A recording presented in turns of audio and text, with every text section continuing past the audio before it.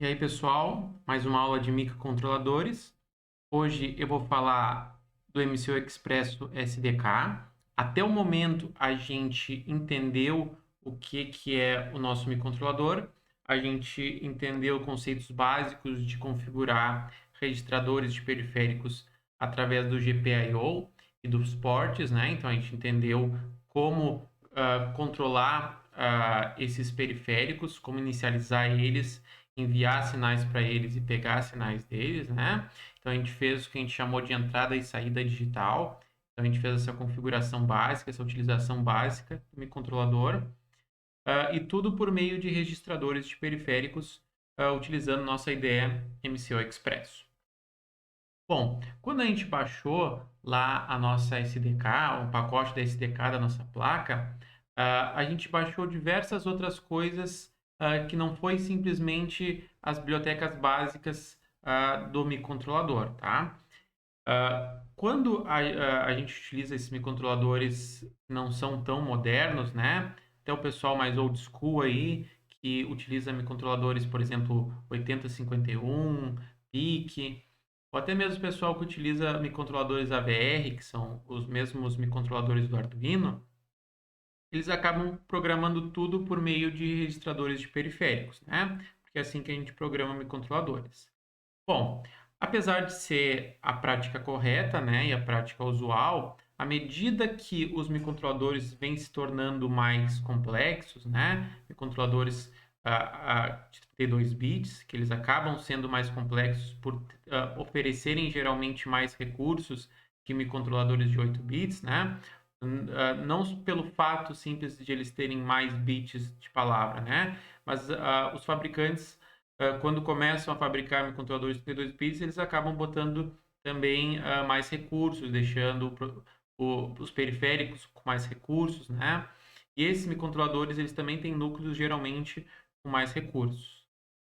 Dito isso, uh, começa a ficar um trabalho meio moroso fazer tudo por meio de registradores puramente, né? Apesar de a gente, às vezes, ter que recorrer para fazer algo eficiente, saber exatamente o que o hardware está fazendo, soluções mais abstratas, mais alto nível, existem para a gente programar microcontroladores, tá? Como assim, soluções mais alto nível? Utilizar funções, utilizar uma API pronta que já programe, que já tenha as funções para programar o periférico, né? Para inicializar o periférico, para se comunicar com o periférico. Ah, Dessa forma, o MCO Express SDK ele oferece para a gente uma API para a gente programar o nosso microcontrolador, que é o KL25Z. Tá? Então, tem um conjunto de funções que já inicializa periférico para a gente sem a gente precisar lá setar bit a bit o registrador. Tá?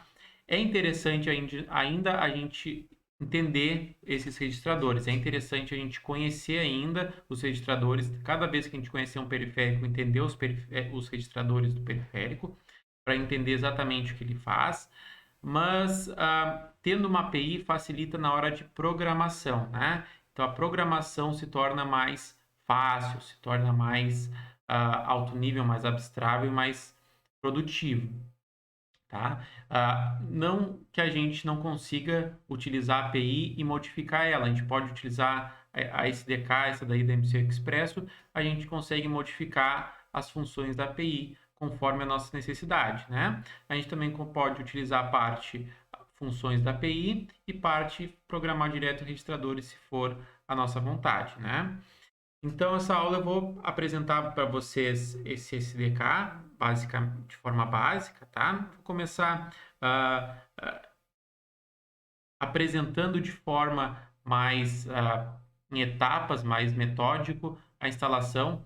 Apesar que a gente já viu, né, no nosso encontro síncrono, numa videoaula, como instalar, né, como utilizar para fazer o nosso programa simples. Agora eu vou apresentar de forma metódica, através dos slides, como é que é o processo de instalação e depois vou apresentar para vocês como a gente utilizar a API do SDK, como que ele é estruturado e utilizar depois um estudo de caso com o GPIO, tá? Que é o que a gente já viu até o momento. Então, só reforçando, o MCO Expresso Software Development Kit, que é o MCO Expresso SDK, então ele é uma coleção de softwares para serem utilizados em microcontroladores da NXP. Inclui drivers de periférico, que são partes de software que já está pronto para se comunicar com o periférico. Se a gente precisar programar lá o registrador, suporte a múltiplos núcleos, né? Então, ele tem suporte, se a gente vai usar um KL25Z, o suporte ao núcleo ARM Cortex M0+. Se a gente for usar um K22F, que é outro microcontrolador da linha Kinetis, é um Cortex M4F. Então, ele tem suporte a vários desses núcleos. Ele também fornece pilha USB, que é uma pilha de software para o nosso microcontrolador se comunicar com outro dispositivo por meio de USB, sem ter uma interface no meio que faça a conversão, por exemplo, TTL USB.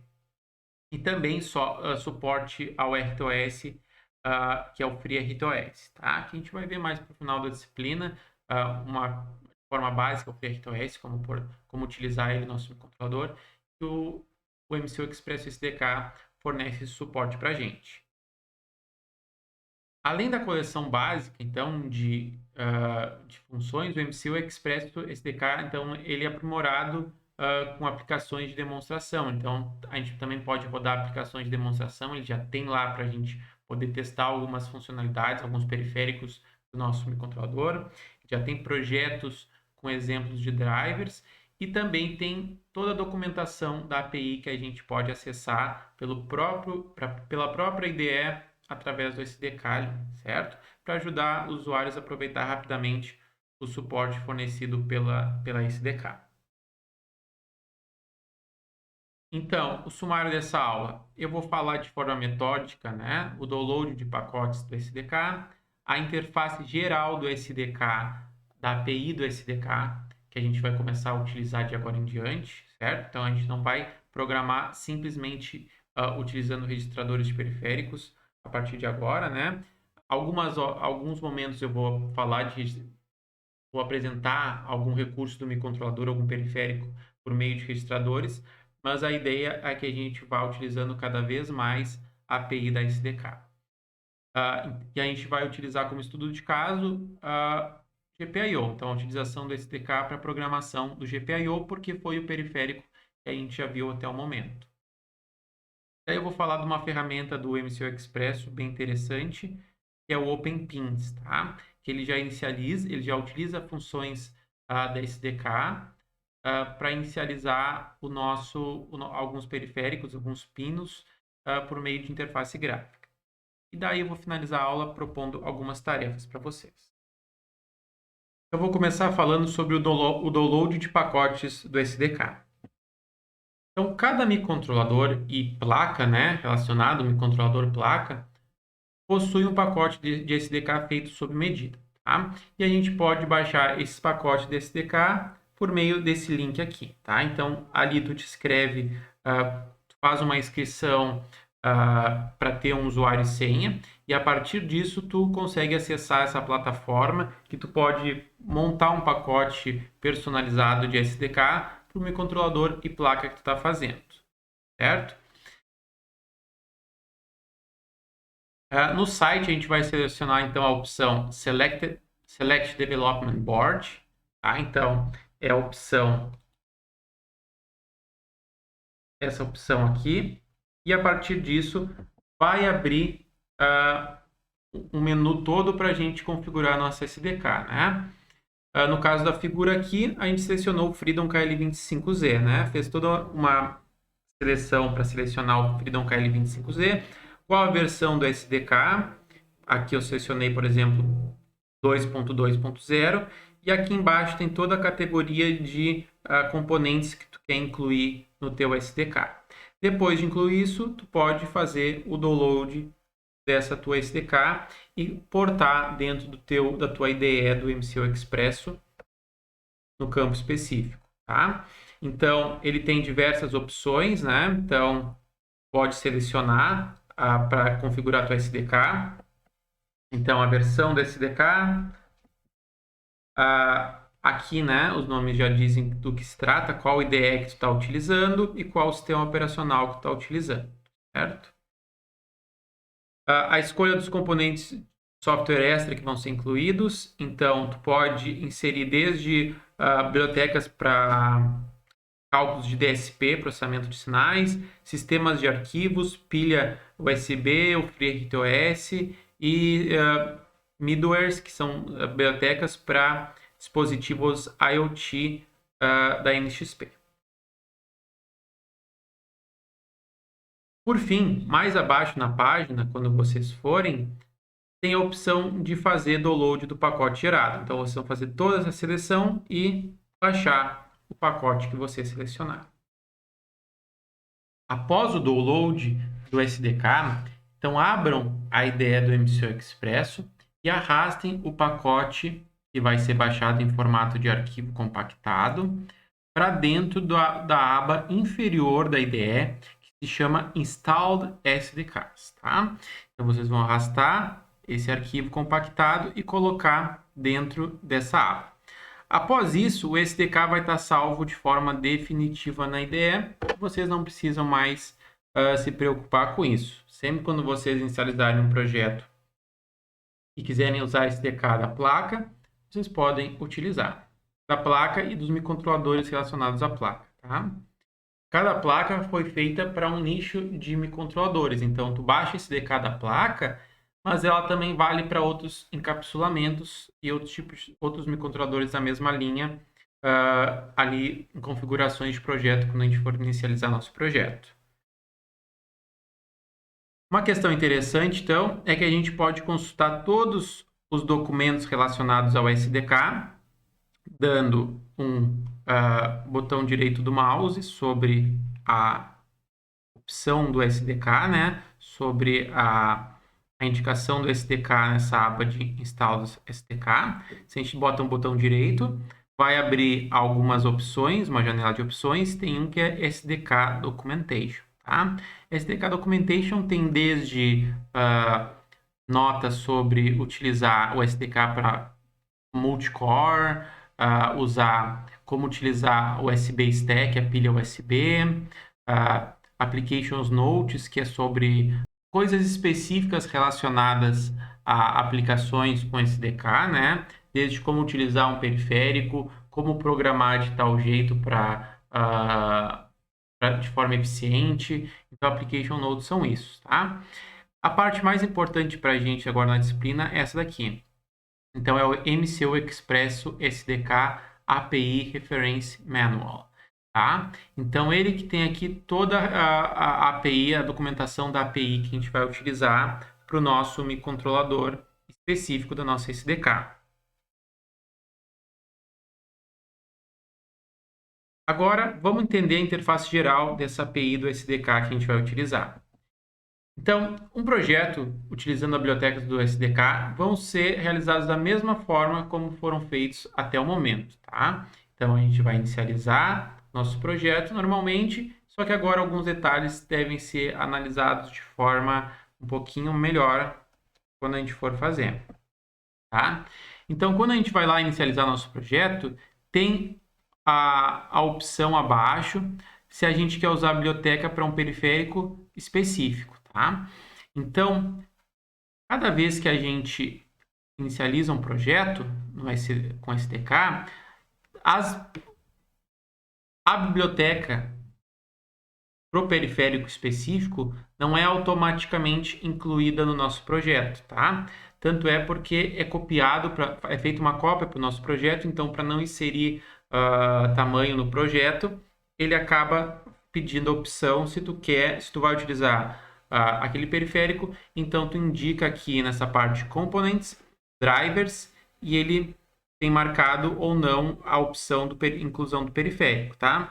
GPIO é sempre incluso, tá? Clock, periférico clock, alguns drivers comuns, tá? Então, se tu quer utilizar o ADC, que é o conversor analógico digital, tem que marcar para usar as funções do ADC, certo? Então, isso tem que ser sempre tomado cuidado quando a gente for inicializar um projeto no SDK, utilizando a biblioteca do SDK, tá? Então, a parte que a gente vai configurar componentes, na parte do projeto, de inicializar o projeto de componentes, a gente tem que indicar qual periférico que a gente está utilizando, que a gente vai utilizar. Tá? Então, reforçando, GPIO é marcado como padrão, pois é um periférico essencial. Contudo, se a gente quer utilizar funções do módulo ADC, que é o ADC 16 aqui, a gente deve marcar a caixa.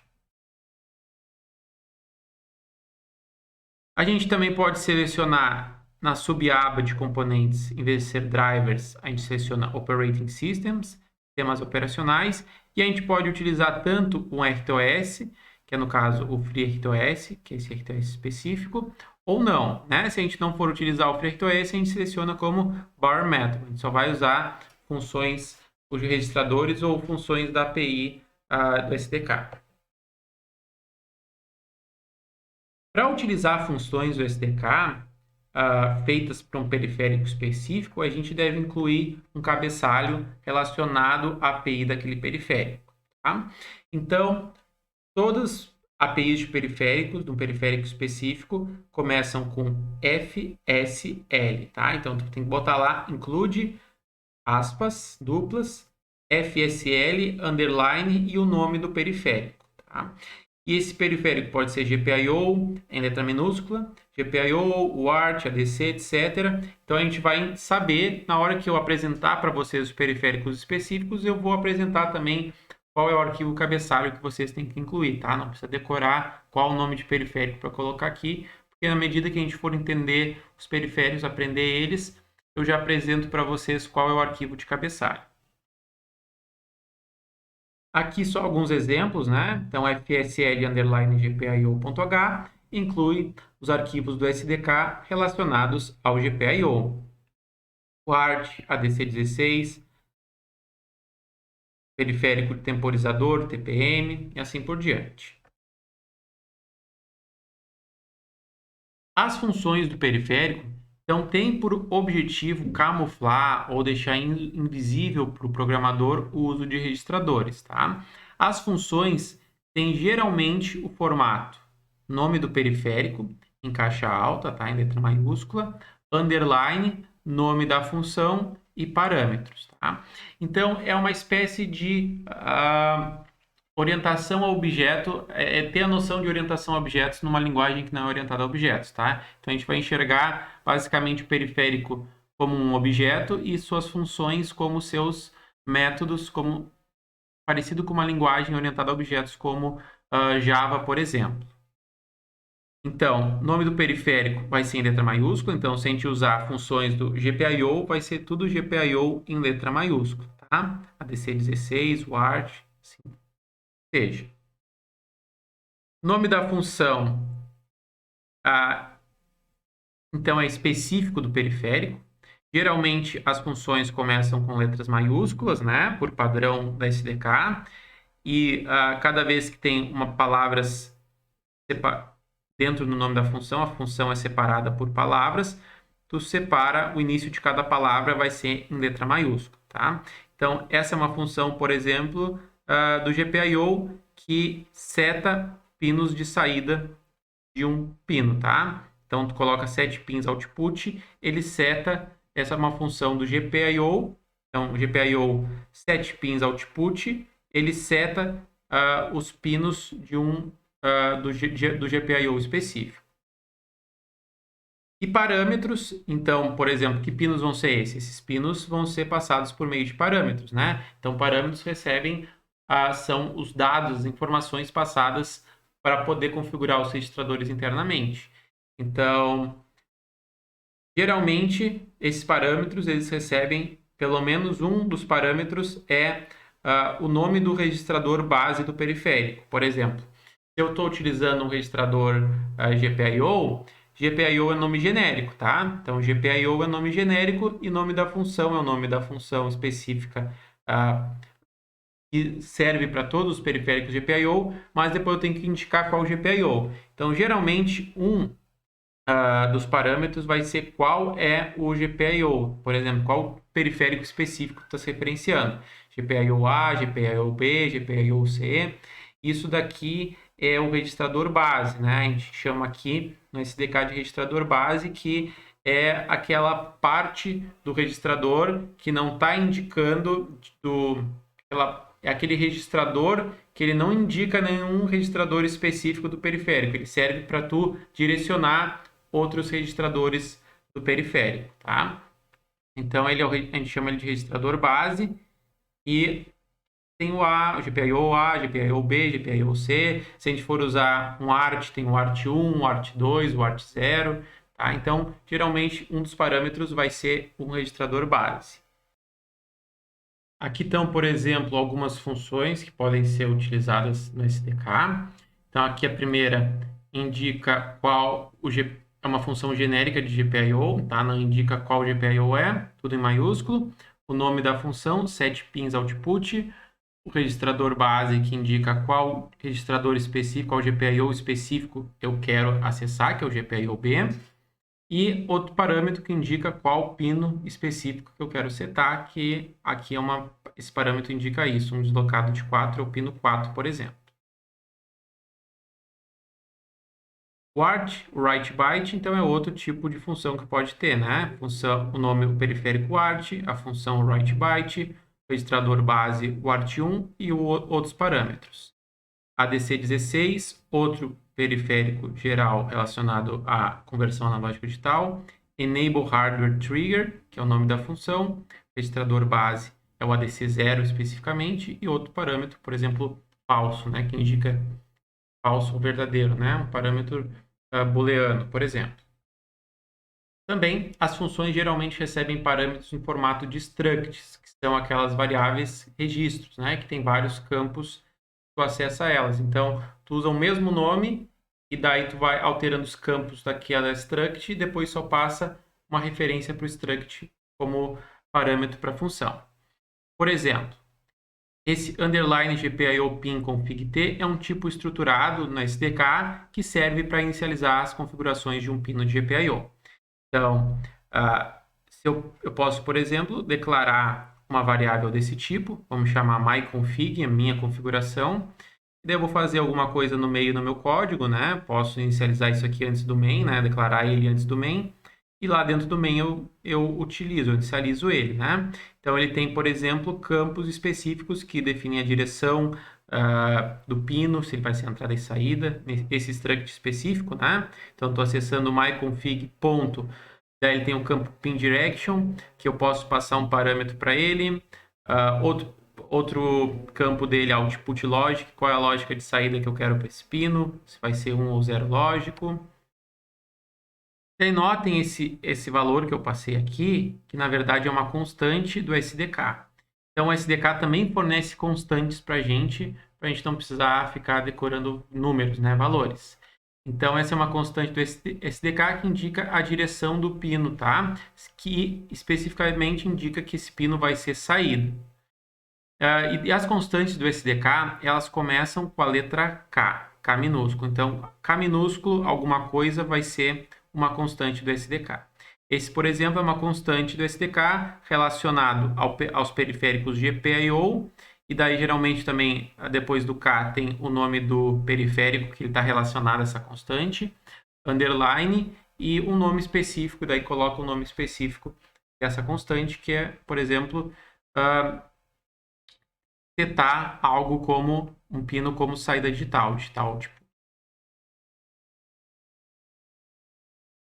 Outro exemplo, struct já declarada na SDK é o ART config t, tá? Que serve para inicializar as configurações no periférico do tipo ART, que é outro periférico que a gente vai ver mais adiante. Então, da mesma forma, estou declarando o tipo ART config, chamei de ART1 config, botei o ART1 porque eu estou usando, nesse exemplo, o periférico específico, o ART1, a instância o ART1, né, dos UARTs, que tem um dos possíveis UARTs que tem dentro do meu controlador. E daí, esse ART1 config, eu estou acessando os campos dele e inicializando essa struct, né, com valores que eu quero que o meu periférico seja inicializado. Note que aqui eu botei o no final de números, né, desse número, para indicar que é um valor sem sinal, unsigned.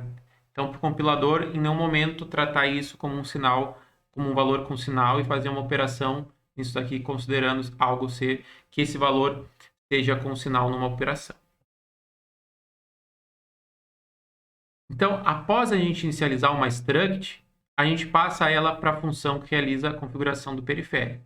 Então, a ideia é que a gente utilize uma struct, né? Padrão do SDK. Aqui eu botei um nome genérico, né? Peripheral config t, né? Mas é um nome genérico que eu inventei. E daí eu vou criar a minha variável desse tipo.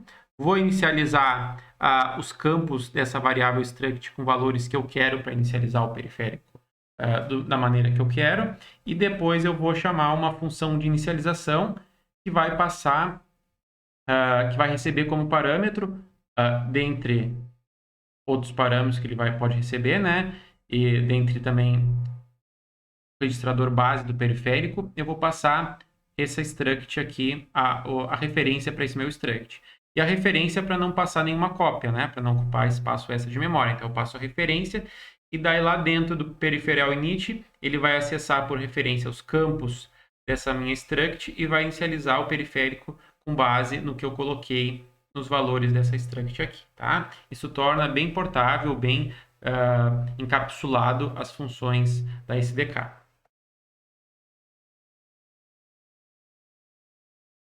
Certo, agora eu vou apresentar para vocês a utilização do SDK para a programação do GPIO. Então, a primeira coisa é incluir cabeçalho.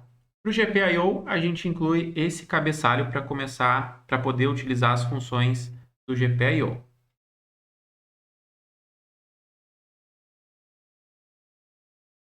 A gente fez na aula de GPIO um exemplo para fazer o LED verde piscar. Então, a gente pegou, inicializou o clock, definiu a direção, multiplexou o pino do port para ser GPIO e depois foi colocando valores no pino, né? Foi colocando o valor 1, lógico, eu quero desligar, esperava um certo tempo de 1 segundo, por exemplo, ele desligado, depois ligava o LED colocando o nível lógico 0 no pino específico e depois esperava mais 1 segundo e se repetia esse ciclo. Tudo por meio de registradores. Agora a gente pode fazer tudo por meio de funções. Vamos utilizar, então, aquele exemplo de entrada e saída digital. Primeira coisa é que a gente pode modificar essa instrução aqui que habilita o clock no periférico com uma função já pronta do SDK, que é o clock enable clock. Então, é o periférico geral clock, ou é uma abstração, na verdade é uma abstração clock que a SDK utiliza, né? Existe um periférico clock. Aqui, quando eu utilizo o clock, eu estou me referenciando a todo o sistema de clock do microcontrolador. E esse sistema de clock, que vai usar registradores do SIM ou entre outros, aqui eu estou colocando clock, enable clock, é para essa abstração clock, tem a função habilita clock e ele recebe como parâmetro qual o periférico que eu quero habilitar o clock. E para isso eu uso a constante k clock e o nome do periférico, que no caso é o port D que eu quero habilitar. Em seguida, eu posso inicializar a direção do meu GPIO por meio da função pin_init. É uma função específica de GPIO para inicialização do GPIO-D, tá? Ou qualquer GPIO, né? Aqui eu estou usando o D e eu estou inicializando o pino 2 especificamente. E é necessária a passagem por referência de uma variável de configuração. Então, eu vou ter que passar uma variável de configuração para definir, por exemplo, se é saída, se é entrada, se a saída qual o valor inicial da saída. Isso vai ser uma struct. Essa variável, então, ela pode ser declarada da seguinte maneira. Eu posso declarar ela com o tipo GPIO pin config t. Aqui eu declarei ela como constante porque eu só vou inicializar ela uma vez e não vou utilizar mais, tá? Isso é interessante porque daí ela ocupa a memória de programa e não de dados. Então, eu declarei como constante Inicializei ela como saída digital e deixei o valor inicial como sendo 0. Após eu declarar e configurar minha variável com os valores de inicialização, eu passo para minha função PIN_init por meio de referência, né? O comercial, passei por referência aqui. Então, reforçando, isso daqui, esse campo aqui indica que eu quero que o meu pino seja saída, então é uma constante, digital output, e o valor inicial aqui nesse campo. Notem, mais um detalhe, é que a ordem que eu envio isso aqui, nesse tipo de inicialização é importante, né? Porque, por causa que esse campo aqui, que define a saída, ele é declarado primeiro na minha variável de configuração GPIO PIN config_t. Se a gente for lá na variável, na declaração da variável, a primeira variável definida é a direção, a variável direção, o campo de direção. E a segunda variável, o segundo campo, é qual o valor inicial que eu vou passar para ele, caso ele seja inicializado como saída, tá? Então, tem que ser passado exatamente na ordem para que seja inicializado da maneira correta. Agora, se eu definir esse campo como entrada, então eu passo a variável digital input ao invés da variável digital output. Esse segundo valor que eu defino como sendo o valor inicial de saída, ele perde o sentido, tá? Então, ele não vai ser considerado. Poderia aqui passar 0 ou 1. Indiferentemente do que eu passasse, ele não utiliza esse valor para inicialização, por causa que agora eu estou definindo como entrada.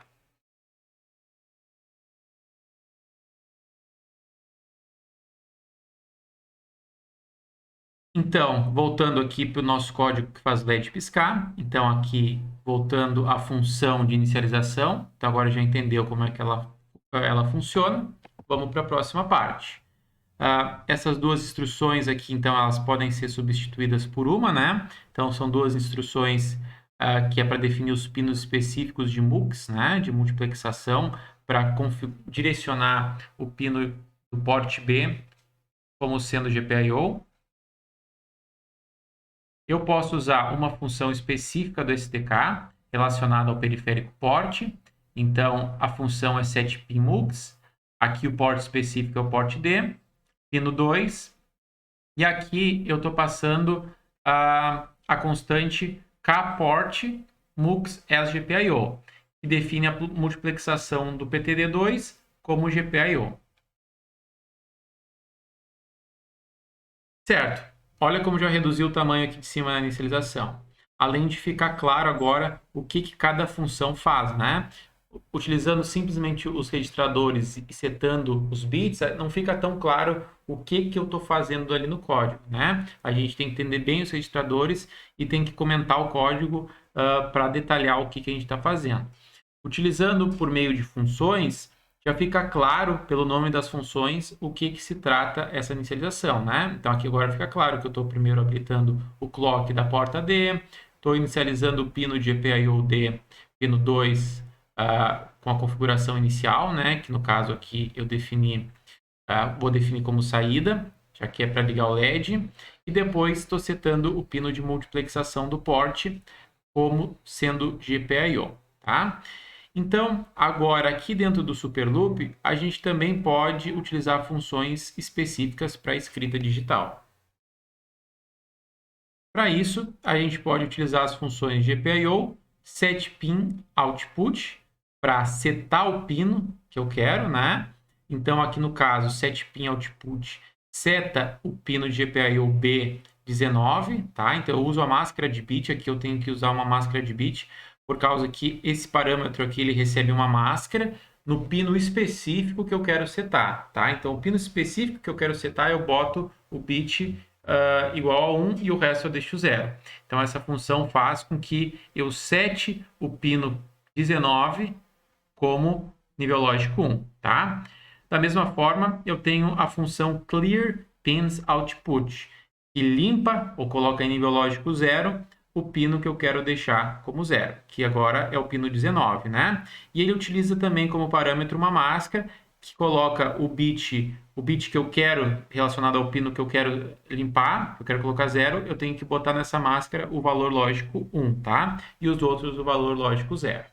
Então agora ficou muito mais limpo, tem uma cara mais limpa o código, né? Tem uma cara mais legível e fica melhor para o programador verificar, para outros programadores verificarem o teu código e para tu poder fazer manutenção no código também. Bom, entendido agora como utilizar o SDK para o GPIO, vamos verificar uma ferramenta do MCO Expresso chamado OpenPins. Para isso, abram o MCO Expresso, né? E abram um projeto de vocês relacionado a GPIO, certo? Então, o projeto GPIO SDK Aula, que está disponível no Moodle, abram ele, certo? Ou também vocês podem criar qualquer outro projeto com SDK. E quando vocês inicializarem o projeto, né, ele estiver aberto, vocês vão selecionar ele lá no Project Explorer no MCO Expresso. Vocês vão ir para essa parte aqui onde está o xizinho verde, o símbolo do MCO Expresso em verde. E quando vocês clicarem no canto aqui, vai aparecer algumas ferramentas para a gente configurar, tá? Hoje a gente vai ver essa ferramenta OpenPins. Todas essas ferramentas são ferramentas para a gente configurar os periféricos do nosso microcontrolador de forma gráfica, ou seja, gerar código de forma gráfica. Então, a própria ferramenta vai gerar o código para a gente e a gente pode configurar de forma gráfica, né? E depois a gente simplesmente configura o nosso programa, que é o Superloop, por meio de programação que a gente vai programar de fato. Então, tem diversas opções, né? Diversos jeitos de configurar. Algumas não estão disponíveis para o KL25, por exemplo, esse Open Peripherals, ele não está disponível para o KL25. Ele é uma ferramenta para a gente inicializar de forma gráfica periféricos do microcontrolador. Então, o KL25 não tem essa opção. Tem outros microcontroladores da linha Kinetics que vão ter essa opção, mas o KL25 não tem, tá? O que a gente vai utilizar hoje na aula é essa ferramenta OpenPins, que é para inicializar os pinos que a gente vai utilizar, ou seja, já ativar o clock e multiplexar o pino para o periférico que eu quero que ele seja multiplexado. Então, selecionem esse ícone presente na janela superior para acessar o OpenPins e cliquem em OpenPins. Bom, quando vocês forem fazer isso, vai carregar um pouco, né? E ele vai abrir uma interface semelhante a essa daqui. Essa interface, ele mostra de forma gráfica o encapsulamento do nosso chip, né? Uma representação em forma de diagrama, com os pinos dimensionados como se estivesse no chip. E aqui representando dentro os periféricos que ele tem, né? O ADC0, GPIO-C, GPIO-D, GPIO-A e assim por diante. E quando tu seleciona, multiplexa um pino para um periférico, ele fica selecionado como verde, ele fica indicado como verde no quadradinho. Por exemplo, quando a gente inicializa um projeto vazio, né? Ele já inicializa para a gente o ART, que é para se comunicar com o OpenSDA, certo? Então, o OpenSDA é o único pino do microcontrolador que já fica multiplexado com pinos... é o único periférico do microcontrolador que já fica multiplexado com 2 pinos específicos aqui, que é para recepção e transmissão de dados pela comunicação ART, certo? Para a gente inicializar os dispositivos, a gente tem que selecionar, multiplexar, né, um dispositivo para um pino, a gente tem que selecionar ele e colocar o periférico que a gente quer. Como que a gente vai fazer isso? Bom, supondo que a gente quer inicializar o PTB19, né, a gente quer como GPIO-B, então a gente pode clicar lá no GPIO-B e direcionar, certo? Então a gente quer selecionar o PTB19, ele pode ser tanto GPIO-B, TPM2, que é outro periférico, ou TSI0. Todos esses possíveis periféricos que podem ser direcionados, ele aparece como opção quando a gente clica no periférico, tá? No pino. Desculpa, no pino. Então, quando a gente seleciona o pino, ele aparece as opções, tá? E se a gente seleciona no periférico, também aparece quais os pinos que aquele periférico pode ser multiplexado. Se a gente selecionar o periférico, GPI ou B aqui, vai aparecer todos os pinos, todos os bits relacionados ao GPI ou B, ou pinos, né? De 0 a 19, e quais são os pinos que eu consigo direcionar, né? Aqui, quando eu selecionei GPIO-B, eu cliquei aqui e selecionei como o GPIO-B como PTB19, certo? Então, eu fiz essa opção aqui na ferramenta. Fui aqui, cliquei em GPIO-B, abriu a janelinha, selecionei GPIO-B aqui, o GPIO19, e selecionei para ser o PTB19.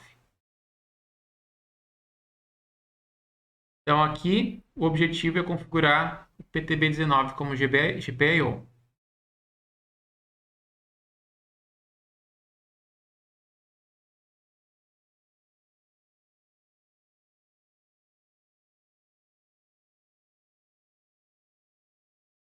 Certo.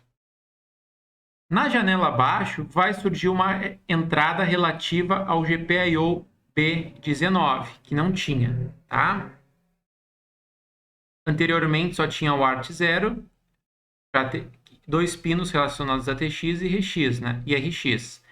E 2 pinos específicos do microcontrolador. Agora, quando a gente fez isso, apareceu aqui na janela uma entrada relativa ao GPIO B19, tá? Então, mostra qual é o sinal GPIO 19, periférico GPIO B, roteado para o pino PTB19, tá? E eu posso botar um identificador, ele já automaticamente associa o identificador para esse pino específico, porque ele está ligado no LED verde da placa, né? Como a gente está usando um SDK já da placa, ele já tem configurado isso ali, tá? Ele tem outras opções aqui, desde pull-up, se tu vai selecionar, tem filtro também, se tu pode botar filtros, tu pode colocar se tu quer coletor aberto, tu pode colocar qual o valor inicial, estado inicial do GPIO, se tu for definir como saída. A multiplexação também salientar, né? A gente finaliza a multiplexação aqui nessa janelinha com Done. Então, na entrada do GPIO19, a gente pode definir a direção como sendo entrada ou saída, input ou output, tá? Então, a gente define aqui direction, input, output, tá? Se a gente colocar not specified, é que a gente quer inicializar depois a direção, tá? Então, a gente vai querer deixar no código, sei lá, se a gente vai usar o mesmo pino para ser entrada e saída por algum tipo de aplicação. Então, a gente pode definir isso depois. Mas, em geral, a gente já coloca a inicialização da direção aqui. Reforçando novamente, notem que é gerado um identificador do pino que remete ao LED verde, ligado ao PTB19. Então, a gente pode mudar esse nome e também não precisa usar esse nome padrão. A gente pode colocar outro nome que a gente ache mais interessante, né? E o uso dele eu vou explicar para vocês mais adiante para que serve isso daí, esse identificador.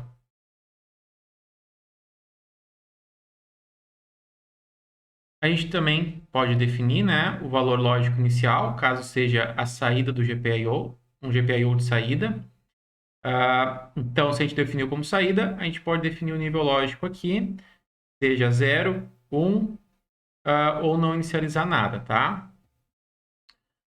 A última configuração de interesse, eu falei para vocês tem outras configurações, né? Mas para a gente aqui, por enquanto, a última configuração de interesse é habilitação de pull-up, né? Então lembrem que no KL25 não tem pull down, ou pelo menos não tem na maioria das portas, né? Exceto a porta A. Aí a gente deixa selecionado o pull-up normal e a gente pode habilitar ou desabilitar aqui. Por fim, depois de ter feito todas essas configurações, a gente seleciona Update Code, tá? Na parte superior da janela. Daí na janela que vai abrir, a gente coloca OK e ele vai gerar o código para a gente para inicializar essas coisas. Tá? Ele vai inicializar todo, vai criar o código de inicialização. Onde fica esse código de inicialização? Fica naquelas funções no início do main, né? initpins, board initpins. Vamos dar uma olhada no MCU Expresso para entender melhor como o nosso código fica a partir disso. Abrindo o MCU Expresso, então eu coloquei aquele código de pisca o LED verde, né? Utilizando a API do SDK dessa vez.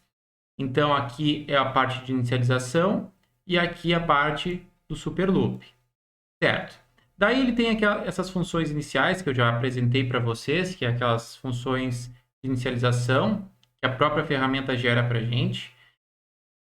Se a gente inicializar dessa forma, o nosso controlador, já inicializar os pinos por aqui, né, o GPIO e o port, a gente pode simplesmente ignorar e comentar todas as funções, exceto o do init boot clocks, tá?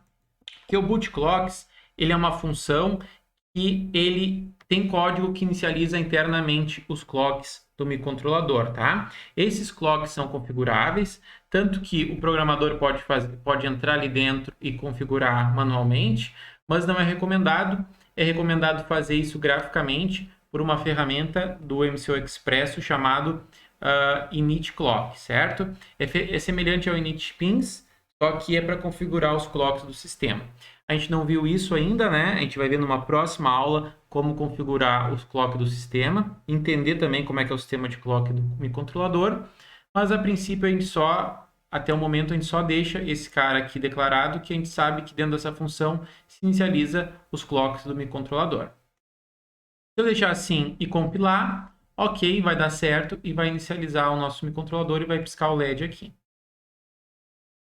Bom, por outro lado, eu disse para vocês que a gente utiliza initpins para inicializar os pinos, para a gente não precisar botar em programação.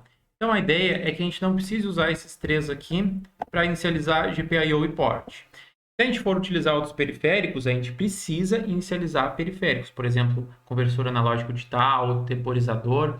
Todos esses são periféricos que eles não são GPIO e port. A gente precisa, além de multiplexar o pino para o periférico, inicializar. Mas para o port GPIO a gente não precisa, tá? A gente pode simplesmente entrar no initpins.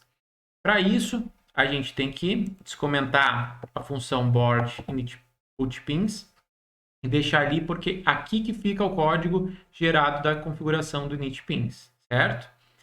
Então, vamos selecionar a pasta do nosso projeto e colocar aqui em OpenMCU Express Configuration, OpenPins. Abriu a interface que eu disse para vocês que abriria, né? Inicialmente, apenas o ART0 está configurado e eu posso configurar agora o GPIO-P. Então, eu quero inicializar o pino PTB19. Então, aqui eu inicializo GPIO-B, GPIO19 com PTB19, done. Certo? Apareceu um verdezinho confirmando que inicializou. E as outras partezinhas amarelas indicam outros pinos relacionados ao pino GPIO-B que eu posso multiplexar, né? Eu estou usando esse daqui.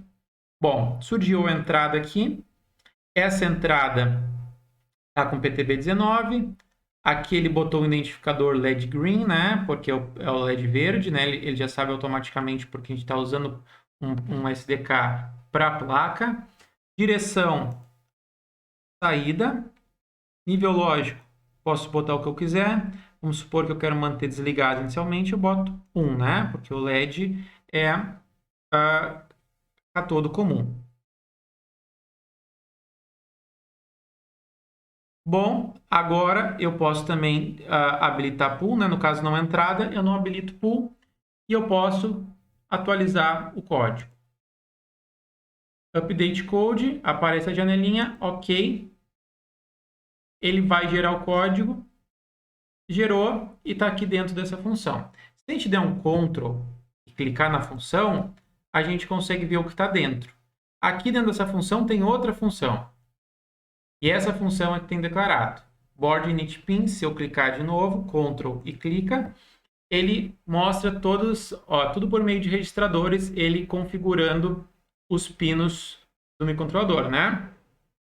Então, aqui ele habilita também o porte A, por causa do ART, né? Que é aquele outro periférico que usa os pinos do porte A. Aqui o porte B é o que a gente usa, então ele está habilitando o clock no porte B. Está configurando, as posições, né? Está configurando o LED B, o porte B, o PTB19 como saída, através dessa constante, e o valor lógico inicial igual a 1, esse U para indicar que é sem sinal. E olha que aqui ele reforçou qual é o campo que ele está inicializando. Aqui ele botou um ponto pin direction para dizer que exatamente esse valor é relacionado ao campo pin direction. Esse daqui 1 é relacionado ao campo output logic, tá? Ele botou um ponto dentro do chaves para indicar isso. Quando eu botei nos slides eu não tinha colocado, porque se eu deixo na ordem, ele automaticamente faz a atribuição. Mas aqui ele quer reforçar que exatamente esse é o campo que eu estou atribuindo esse valor, tá?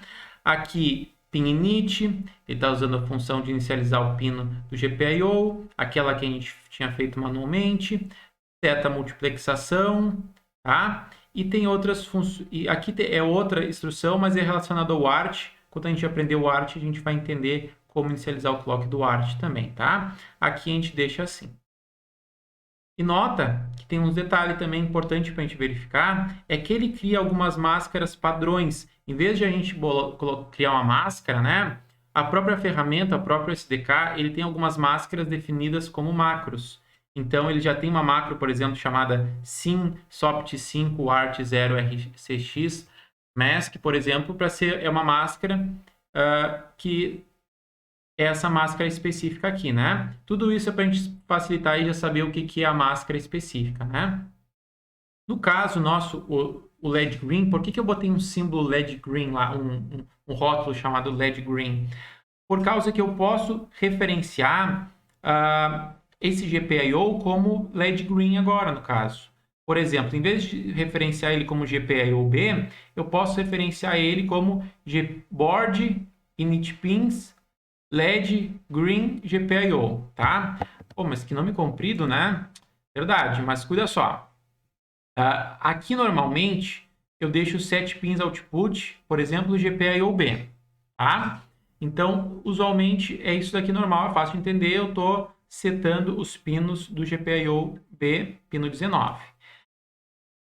Se eu trocar esse GPIO B por board init pins LED Green GPIO, isso daqui é uma macro que basicamente é o próprio GPIO-B, tá? Esse é o próprio GPIO-B. Se a gente dar um Ctrl clique, ele definiu num arquivo de cabeçalho chamado pinmux.h, que esse cara é o mesmo GPIO-B. A ferramenta OpenPins que declarou isso para a gente poder usar essa macro em vez do nome GPIO-B, e ele usou aquela nosso label chamado LED Green para botar o nome dessa macro, tá? E os outros nomes board init pins e GPIO é padrão. Tá, mas por que eu vou utilizar um nome tão maior do que o nome GPIO-B? Eu acho que é mais fácil GPIO-B. Mas daí se tu mudar o teu GPIO, se tu mudar, se tu quer agora que o LED mudar, tu tá usando, tu não tá usando um LED da placa, tu tá usando outro LED ligado a outro pino de GPIO, tá? Que não é nem o B, é o C, por exemplo. Em vez de tu mudar, ter que vir aqui na cada campo do código mudar, tu pode mudar só no OpenPins e usar essa mesma referência aqui para se relacionar ao GPIO que tu modificou, né? E da mesma forma, a máscara também, se for outro número de pino, né? Se não for o 19, tu pode chegar e referenciar ele pela macro board init pins LED green pin, né? Então, se tu botar isso daqui em vez de 1 deslocado 19, isso aqui já está relacionado com a máscara que seta o pino 19, tá? E a gente tem que botar um deslocado porque isso aqui é relacionado ao número do pino, né? Então, se tu botar é 19, não é um deslocado 19, é 19 só. Então, um deslocado de 19, ele vai criar a máscara que seta o bit 19, mas se eu mudar o número do pino, ele muda essa macro e eu não preciso mudar essa parcela do código. Tá? Então, tem essa vantagem. Se eu chegar no OpenPins e mudar, ao invés de ser LED Green, eu botar outro nome, vamos abrir o OpenPins de novo, e vou mudar. Label eu não quero que seja LED Green, eu quero que seja simplesmente meu underline LED. Então, eu vou atualizou e eu vou botar update code de novo para atualizar, porque eu modifiquei isso. Ok, modificou, aqui não está modificado, ó. Se eu clicar, ele não vai achar mais, porque modificou. Eu modifiquei lá no board init.pins, então ele não acha a definição dessa macro mais, porque eu mudei esse LED green que está aqui, eu mudei para meu underline LED. Se eu agora dar um Ctrl e clicar, ele acha e está relacionado com GPIO-B, tá? Da mesma forma, isso aqui não tem mais o LED green. É meu underline LED. Se eu clicar, está relacionado ao pino 19. Certo? Então, esse tipo de ferramenta de uso é útil para a gente não precisar ficar modificando o código principal, o Superloop aqui. Só modifica lá no início na ferramenta de configuração. Na parte de início aqui do nosso código, então, novamente, aqui tem os arquivos de cabeçalho, padrão que a ferramenta coloca para a gente, e tem as outras, a parte que a ferramenta indica para a gente incluir outros arquivos de cabeçalho que não são incluídos automaticamente pela ferramenta. Então, aqui notem que eu estou usando os periféricos GPIO e port, e eu acabei inserindo aqui, então, o arquivo FSL GPIO e FSL port. E também incluí a biblioteca de atraso, delayer.h, porque a gente usa a função de atraso. Também notem que a gente declarou aqui a nossa variável de configuração. Então, também a ferramenta diz, insira as outras definições e declarações aqui. Então, a nossa variável de configuração é definida também aqui nesse campo antes do main. Como tarefa, pessoal, eu gostaria que vocês fizessem os exercícios relacionados a GPIO, as tarefas de GPIO apresentadas na outra videoaula, na videoaula específica de GPIOs, só que agora, em vez de utilizar simplesmente os registradores de periféricos de GPIO, eu quero que vocês utilizem a biblioteca do SDK do KL25Z, certo? Refaçam todos aqueles exercícios e utilizando a biblioteca do SDK. Para isso, utilizem o manual de referência da SDK e verifiquem as funções relacionadas ao GPIO para vocês aprenderem. Então, a aula relacionada ao SDK finalizou, essa introdução está finalizada. Então, com o que vocês aprenderam agora, vocês vão ter informação, conhecimento para entender quando a gente utilizar a SDK para outros periféricos. Espero vocês nas próximas aulas. Abração, falou!